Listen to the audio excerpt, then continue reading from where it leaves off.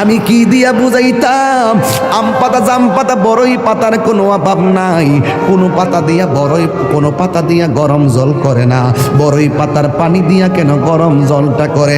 আম পাতা কি দোষ করলো? জাম পাতা কি দোষ করলো?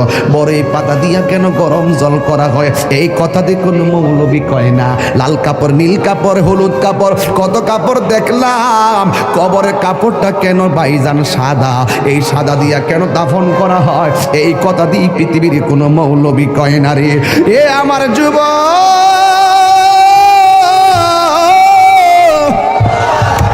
কি দিয়া বুঝাবো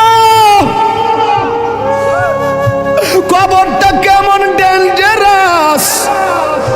কি দিয়া বুঝাবো মরণটা কত কঠিন? কি দিয়া বুঝাবো তাহিরের একটা দিন চলে যাওয়া মানে হলো আমার জীবন থেকে চিরদিনের জন্য দিনটা চলে গেছে। কোটি টাকা দিয়েও এই ঘন্টার সময়টা আনতে পারতাম না। এখন আমি শ্বাস ফালাইতাছি, একটা টাকা বিল দেওয়া লাগে না। নদীর পারে হাওয়া খাই, বিল দেওয়া লাগে না। পল্লী বিদ্যুতের ফ্যান বাতাস খাইলে বিল দেওয়া লাগে। আইসিইউতে ঢুকে গেলে দিনে 50,000 টাকা গোনা লাগে।